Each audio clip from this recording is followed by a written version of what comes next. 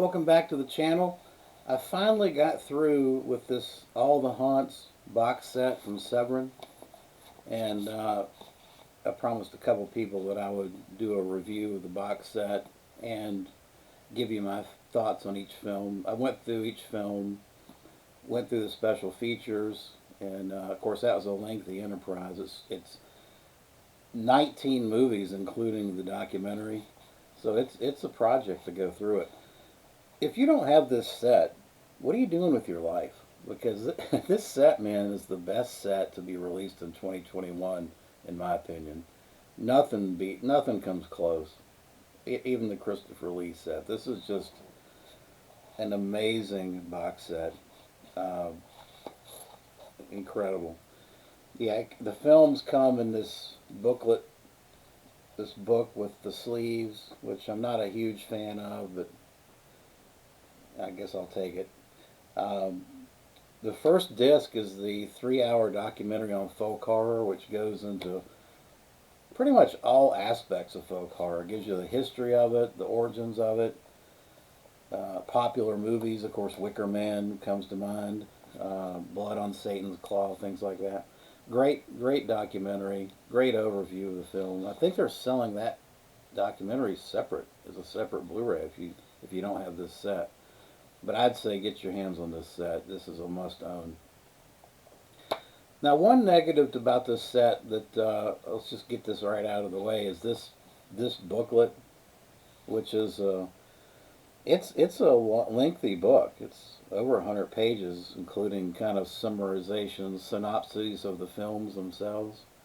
It's got I have a couple problems with it. One is the print is like really small. Um, but the second one is this is a very dry read. It's like a text. It's like reading a textbook. So this book was kind of a chore to get through. Um, but that's my only real negative of the set. So let's move on to the films now. I'm going to talk about these kind of in worst to first ranking. There's 19 films, so I'm going to cover the worst first. And really, there's not a bad. First of all, there's not a bad film in this.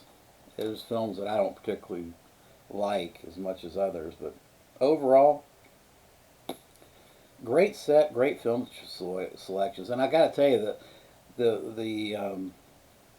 the overall quality of the prints is unparalleled. The prints are beautiful. Sound quality is excellent. There was some films that had some soft places, but I mean, as far as picture quality, but other than that, I mean, it's just quibbling at this point. It's a fantastic set. The first film I'm going to cover, and really I'm ranking this one number 19 out of the whole set. The last is Locust, a manuscript of Professor Wittenbach. This is a film from 1970, a Polish film. I didn't really get into this. It's about a count who's possibly a werebear, and it's really more of a psychological presentation of it. It's suggestive in terms of whether there's a werebear or not, but it's heavy. It's a heavy period piece. Lots of talking, lots of symbolism. It was just not my thing. Couldn't get into it, so I gave it a 5 out of 10. So that's probably. Of the films, that's my least favorite of the set. So moving on now, let's see, let me get my list here. It's been a while. It's been probably more than 2 weeks since I've finished this thing up. Next up is Panda's Fin, directed by Alan Clark from 1974. Now this is an interesting film. But overall, I have to give it a 5 out of 10 as well. I liked it slightly better than Locust, but it's about a young man who has a spiritual awakening. And basically, I think the bottom line is this guy's homosexual, and he's having to come to terms with the fact that he's gay. In a small little English village, that probably is not. They're not really frowned upon, that kind of thing. So. It's not. This is again. This is not a film that I'd go back to. There's a lot of imagery. Uh, it's more of a drama to me. I think it's pushing the boundaries of what I call horror. I mean, if you have nightmarish visions is what that is you're going to be your definition of horror, then you can include it. But this is more of a drama about human sexuality. So I give that a 5 out of 10. This is number 18. Number 17 is Tilbury, and Tilbury is an Icelandic film about basically this little imp that a woman can create that supplies and makes butter.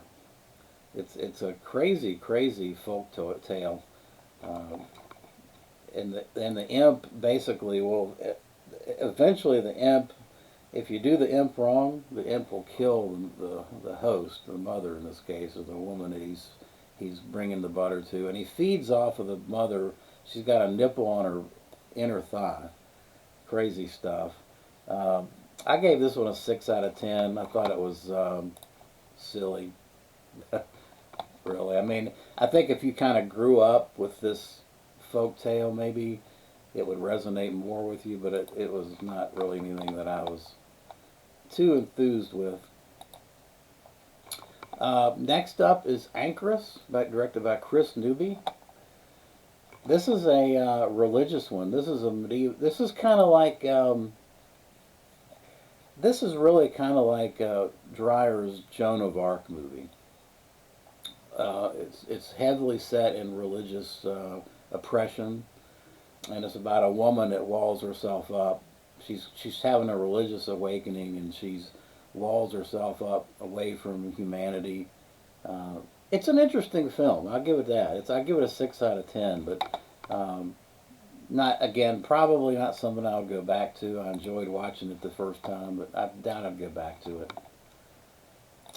Next up is number 15, and that's Robin Redbreast, directed by James McTaggart, 1970. Now this one is a British TV was a British TV movie, and it's like The Wicker Man. It's kind of like a poor man's Wicker Man TV version. It's a bit slow, but it had a good third act, so I'm going to give it a 6 out of 10. Overall, I think that it's a good watch, but very much a Wicker Man type deal. All right, next up, now we're getting into some meatier type stuff, and this is She Wolf, directed by Marek Pistrak, and this is a Polish film as well, another werewolf film. Uh, in 19th century Poland, this guy is cursed by his wife on her deathbed, and then her spirit haunts him in the form of a she-wolf. I like this one. I like this one a lot. Um, I still kind of give it a 6 out of 10. We never really got the wolf payoff. I think that was my biggest problem with that film, is that I was hoping we'd get some kind of a horrific she-wolf payoff, but again, this was more in the context of a psychological horror. Uh, but overall, I liked it. I liked it okay. All right, next up is Allison's Birthday, directed by Ian Coughlin. And this is a film about a little girl that's basically a maniac. I mean, she's just an evil little girl. It's an Australian film. It's a kind of a satanic panic type deal. Uh, she's being groomed to the girl is basically being groomed to be a sacrifice for Satan. I've gotten this one confused with there's another one in this set that does have a little girl in it that's mean as hell. This is not the same thing. This is Allison's Birthday. This one is about this girl that is being groomed for a satanic sacrifice by her family. It's an Australian made-for-TV style film. I liked it. I liked it pretty good. I think it's a 6.5 out of 10. Some of these start to run together after a while. Let's see. Next up is A Field in England. And this is one directed by Ben Wheatley. This is one that, of course, gets a lot of has gotten a lot of attention on the internet. It's set in the Civil War, 17th century England, and it's these guys that basically have abandoned their post, and they run into this sorcerer type guy that kind of takes control of them, and he's looking for gold in the field, and he basically has them do his bidding, and they eventually, over time, go mad. It's a beautiful film. First of all, it's a beautiful film, and it's an interesting film to look at. I give it a 6 out of 10.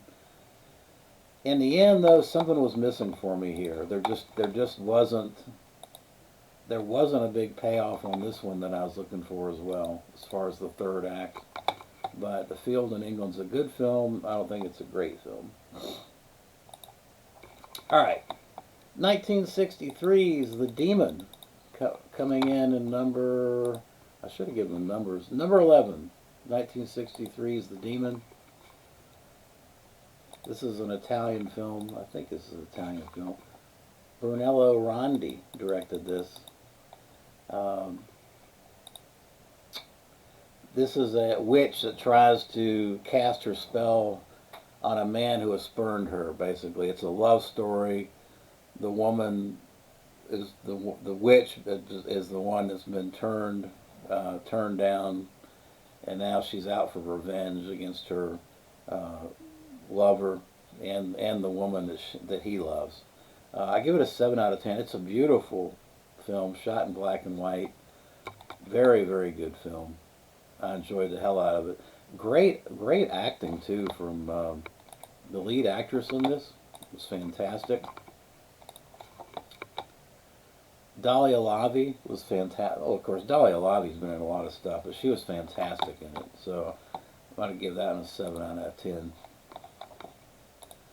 All right, next up at number 10 is Leptrika. This is a Slavic film, I believe. Bored Kadachev directed this, and it's another she-vampire story, not she-wolf story. It's a Serbian vampire film, basically. It's based on a novel that predates Bram Stoker's novel, and it's very good. Great payoff at the end. Good stuff. Beautiful to look at. It's a rural setting, as you would imagine, in Serbia, and the story moves along at a great pace. So I love this one. Leptarisha. I don't know how to pronounce it. Fuck it. I don't know how to pronounce it. Leptarisha. All right. Now we're into the top 10, or just past that. Next up is the little girl film I was talking about. That's Celia, directed by Ann Turner from 1989. And this is set in 1950s Australia. And this is about a little girl that's, yeah, she's over time, I mean, she has some weird things about her that make you think that there's something wrong with her, and there is something wrong with her. And those things just accelerate. She's she's just kind of the essence of evil. And that, to me, is very scary when kids are supposed to be innocent and all those beautiful, kind and gentle, and learning about the world, but when they've got this element of evil to them, that makes for a good, interesting film. It's a good, interesting film. I think it could have been a little bit more. I think it could have had a little bit more punch to it. But in general, I really liked it because it kind of left you guessing as to whether is this girl truly evil or not. I mean, there's some borderline things going on here that makes you wonder about it. She does love her rabbits, though. All right, next up is a film that I think has an Arrow Blu-ray, and that is Eyes of Fire, directed by Avery Kreuntz. It's about a preacher who is accused of adultery, and he and his followers are chased out of town and become stranded in a forest, which is haunted by the spirits of some long dead Native Americans. Good stuff. Really good film. I enjoyed it. It's I think it's a very innovative film. It's a little bit nonsensical from a plot perspective and character motivation perspective. There were some things that happened I thought were like, not sure about that. But overall, I really enjoyed it. Gave it a 7.5 out of 10. All right, number 7, Lake of the Dead, and that's by Kiera Bergstrom, who a group of friends traveling to a cabin in the Norwegian forest, and it's a rumor that at night a crazy man is heard screaming at a lake nearby the cabin. Uh, Good stuff. I think this is a classic horror film. Certainly, it's probably a short list of films from Norway as far as classics, but I think it's great. Very interesting psychological horror film. Some mysterious deaths are going on, and this group in this cabin are trying to figure it out. I really like this one a lot. 7.5 out of 10. All right, number 6. That is The Dreaming, directed by Mario Andraccio. This one, I also gave a 7.5 out of 10. It's an Australian horror film. It's about a scientist who releases an evil force from a cave, underground cave, and the evil force possesses him. Good stuff. Basically a possession film. I liked it a lot. All right, number 5. We're getting to the top 5 now. Number 5 is Kodacha, 1988, directed by James Bogle, and I believe this is another Australian film. There's a housing development it is Australian, I think it's Australian. Um, Let me just check and make sure. I believe so.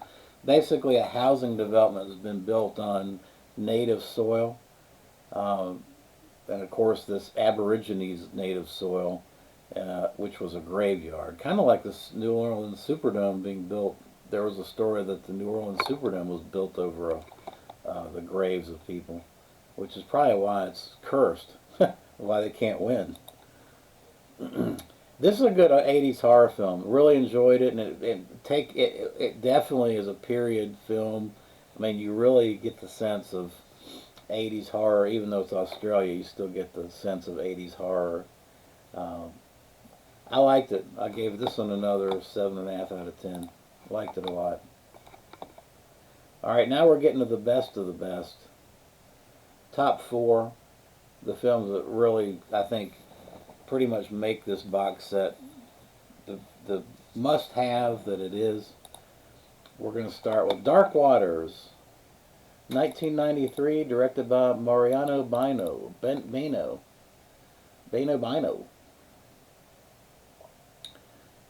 This is another religious possession. It's kind of hard to categorize it as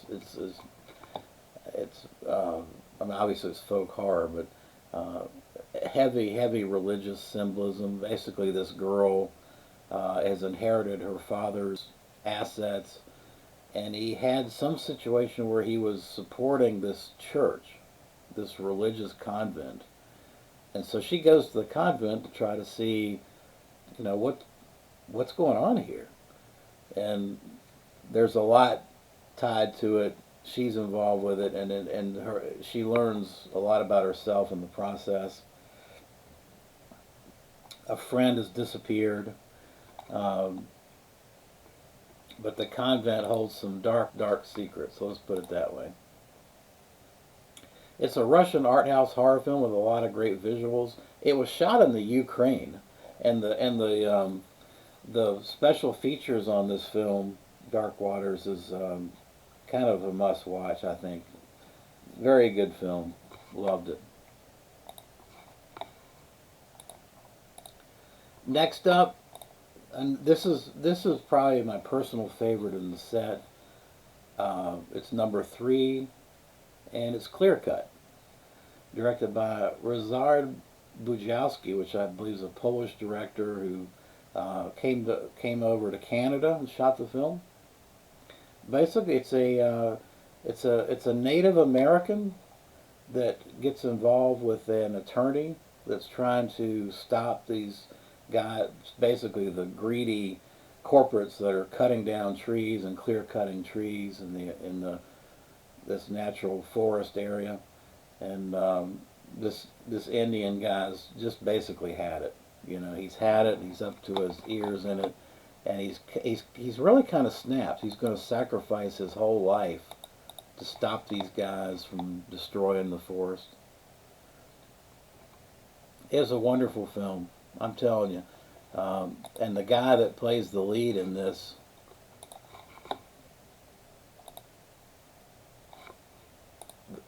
Graham Greene, fantastic. He plays Indian in this, and he's just fantastic. This is a must see. Um, I mean, I'm not really a tree hugger type person. I do love trees, uh, but I'm not into the preservation type stuff. But I really was sucked into this film, and the interplay between uh, Arthur, the Native American, and the lawyer that's supposed to be representing these Indians and trying to stop this corporate takeover and clear cutting of the trees is just fantastic. They carry the film. It's just a fantastic film. I gave it a 8.5 out of 10. Well made. I just it's brilliant. It's a brilliant film. Brilliant acting. Can't say enough about it. Clear Cut's one of probably my personal favorite in the box. The next two I rate, obviously I rate them slightly higher than Clear Cut for different reasons, but uh, number two is Vi, 1967. This is the Russian vampire film about a priest who is sent to preside over the wake of a witch in the church in a remote village, and he gets locked into this. He gets locked into this church, and he has to spend the night, like 3 nights, with this corpse. Uh, it's a fantastic film, beautiful. It's just a visual. It's a stunning achievement as far as the visuals on this film. There's a Blu-ray. I've got a separate Blu-ray of it, and you probably do too. Um, Vi is a masterpiece of vampire myth. Great stuff. And it makes, this box set's made me realize how, the origins of the vampire story really started in the Slavic countries. Loved it. And then finally, the film that really hit me hard, and I put it in the number one category just because of the impact it had overall with me, is Witch Hammer, 1970, Otkar Vyara. And it's basically a church religious persecution film like Joan of Arc, Witchfinder General. You know the drill. But the way this one is done uh, is just a masterpiece, a freaking masterpiece. This film makes you so. It made me so mad, and it just films for me that can elicit some kind of like really a response, even if it's a response of hatred or a response where I hate it. You got to give the film credit for that, and I give Witchhammer all kudos for eliciting that kind of response in me. It's a painful watch. Watching inquisitions for the sake of greed and enriching themselves has nothing. The inquisitions in most cases was just about power and maintaining power and keeping the population down. Um, yeah, it's a brutal story set in the 17th century. Great stuff. Loved it. Loved it. I mean, I didn't when I was watching it. I'm not sure I loved it, but just because of you know, the response it was eliciting from me. But overall, I mean, you can't deny that Witchhammer doesn't have an impact. Great stuff. And that is going to do it for my review of All the Haunts. I love the set. Fantastic. The number one set release for 2021, in my opinion. Definitely a must own. If you have the set or you've seen any of these films, let me know what you think in the comments below. Thanks for watching.